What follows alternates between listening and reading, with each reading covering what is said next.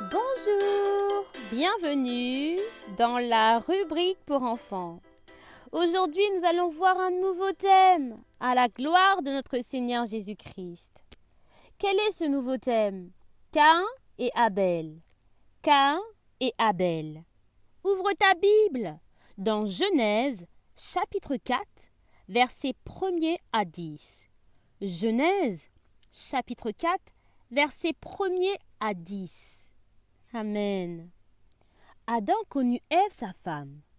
Elle conçut et enfanta Caïn. Et elle dit, « J'ai formé un homme avec l'aide de l'Éternel. » Elle enfanta encore son frère, Abel. Abel fut berger, et Caïn fut laboureur. Au bout de quelque temps, Caïn fit à l'Éternel une offrande des fruits de la terre. Et Abel, de son côté, en fit une des premiers-nés de son troupeau et de leur graisse.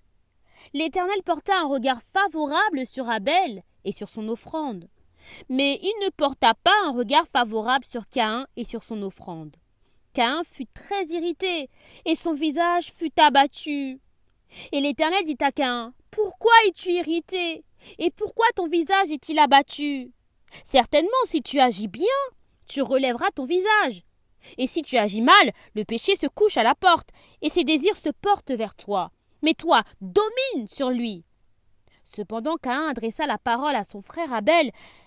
Mais comme ils étaient dans les champs, Caïn se jeta sur son frère Abel et le tua. L'Éternel dit à Caïn, « Où est ton frère Abel ?» Il répondit, « Je ne sais pas. Suis-je le gardien de mon frère ?» Et Dieu dit, « Qu'as-tu fait? La voix du sang de ton frère crie de la terre jusqu'à moi. » Maintenant, verset 11, « Tu seras maudit de la terre qui a ouvert sa bouche pour recevoir de ta main le sang de ton frère. » Amen. Oui, moralité de l'histoire. Adam et Ève sont les parents de Caïn et Abel. Caïn est l'aîné de la famille, c'est-à-dire c'est le premier. Puis s'ensuit Abel. Caïn était laboureur, mais Abel était berger. Les deux ont fait une offrande à Dieu. Caïn a donné les restes de la terre, mais Abel a donné le meilleur à Dieu en donnant les premiers-nés, les meilleurs de son troupeau. Et donc Dieu a porté un avis favorable, a approuvé, était content de l'offrande d'Abel, mais il n'a pas porté un regard favorable sur Caïn et sur son offrande. Dieu a préféré l'offrande d'Abel que l'offrande de Caïn, parce que Abel avait donné à Dieu le meilleur, tandis que Caïn avait donné les restes à Dieu. Et Dieu aime qu'on puisse lui donner le meilleur. Caïn a été mécontent, irrité.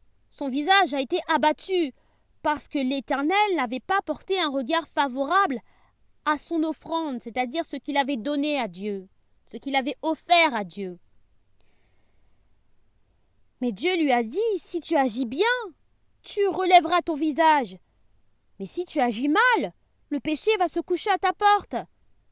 Dieu demandait à Caïn de dominer sur le péché. Mais Caïn a choisi le mal. Caïn s'est jeté sur son frère Abel, qui était innocent, et l'a tué. Et Dieu est venu lui demander des comptes. Mais où est ton frère Abel? Et pourtant, Dieu connaît toutes choses. Dieu savait ce que Caïn avait fait dans les champs. Pourtant, il n'y avait pas de témoin. Mais Dieu nous voit. Dieu sait lorsque nous faisons quelque chose de mal. Peut-être que nos parents ne nous voient pas. Mais Dieu le voit.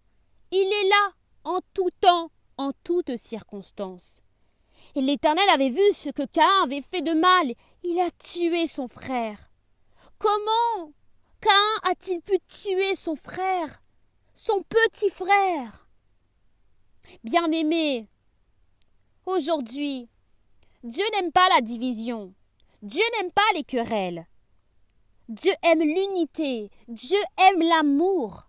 Aime ton prochain. Aime ton frère et ta sœur. Bien-aimé, Satan, qui est notre ennemi, combat l'unité. Satan se réjouit. Satan est content lorsque nous sommes dans les querelles, lorsque nous nous disputons avec nos frères, nos sœurs ou même nos parents. Satan est content lorsque nous sommes rebelles, lorsque nous faisons des bêtises, lorsque nous faisons ce qui est mal. Mais Dieu veut que nous puissions nous porter vers les choses bien. Dieu veut que nous puissions obéir à la parole de Dieu, la Bible. Caïn a choisi le mal et il a été maudit. Il y a eu des conséquences terribles à son action vis-à-vis de son frère. Tout péché a des conséquences. Tout ce que nous faisons de mal a des conséquences. C'est-à-dire qu'il y a, lorsque vous faites quelque chose de mal à la maison, il se peut que vos parents vous punissent. Lorsque vous faites quelque chose de mal à l'école, il se peut que la maîtresse vous punisse. Eh bien, lorsque nous faisons quelque chose de mal vis-à-vis de Dieu, bien que Dieu nous pardonne, il y a des conséquences à ce péché. Alors, décidons de choisir le bien. Décidons d'aimer. Décidons de ne pas être jaloux de ce que notre frère ou notre sœur peut avoir.